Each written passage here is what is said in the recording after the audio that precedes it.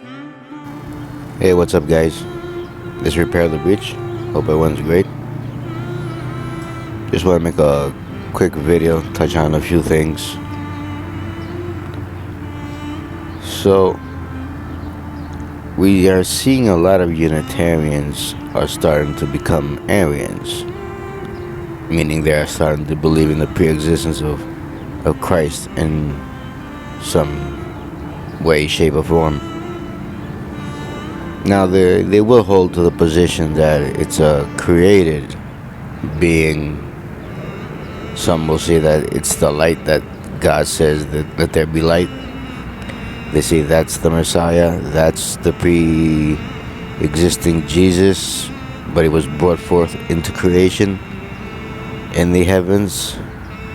And a lot will start making the argument that Jesus did create everything in heaven and earth, but they will start arguing that he was brought forth into creation, into heaven and earth before everything, and then created everything that is in heaven and earth. Meaning that he didn't pre-exist eternally, but he was brought forth in space and time at a specific point in creation to create everything in creation, in heaven and earth, all living things.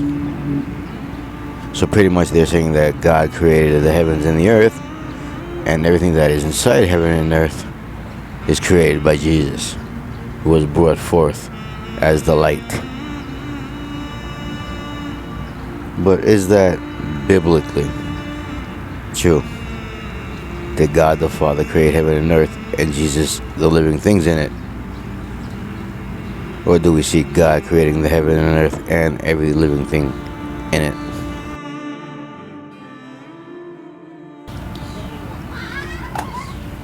Okay, if I may have a couple of minutes here, maybe 2 minutes. Of course you hopefully I can, do it. Aaron. Yeah.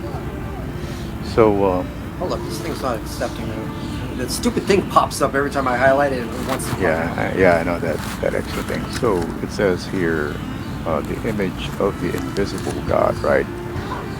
So the invisible God is God the Father, the firstborn of every creature. So there is that image of the invisible God, the firstborn. He seems to be the first creature here, right? No, I think one of the other problems is just quickly Aaron that word creature when it really should say creation.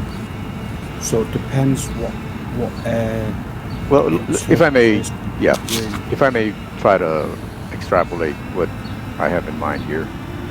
So yeah, so that can be regarded as first in rank and first amongst creatures. And so we go to verse 16, by him were all things created. If you can remove the highlight, Thomas. Oh, okay, that's fine. Yeah, people can just read it. Yeah. So by him were all things created in heaven and on earth, visible, invisible, whether they be thrones, etc., right? All things were created by him. So you can also look at it this way, what about heaven? What about heaven? All things created in heaven and on earth, right? So as you see, that's kind of the argument Aaron is making. He's a Unitarian who now is kind of leaning to the pre-existence of Jesus, at least in a first creature, so to say. But just as the Old Testament, the New Testament says the same thing. God that made the world and all things therein, seeing that he is Lord of heaven and earth, dwelleth not in temples made with hands, neither is worshipped with men's hands, as though he needed anything, seeing he giveth to all life and breath and all things, and has made of one blood all nations of men, for to dwell on the face of all the earth. So we clearly see that God creates the heavens and the earth and the sea and all that is therein, every living creature. He forms us in the womb. every one of us. So saying that Jesus creates every other thing beside the heavens and the earth is actually kind of a JW argument. So we are seeing them becoming kind of like a JW, but not that it's the Archangel Michael, but a spirit of some sort.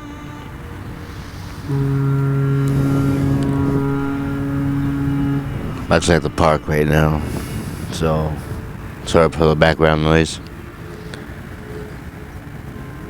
So clearly Jesus created all things in Colossians, visible and invisible, in heaven and in earth. You can't get around that. And even if you say it's the new creation, again, the new creation is eternal. Jesus creates an eternal new creation, which according to Isaiah 66, it's God who will make and create the new heavens and the new earth. Again, showing Jesus is God, because only God creates the heavens and the earth.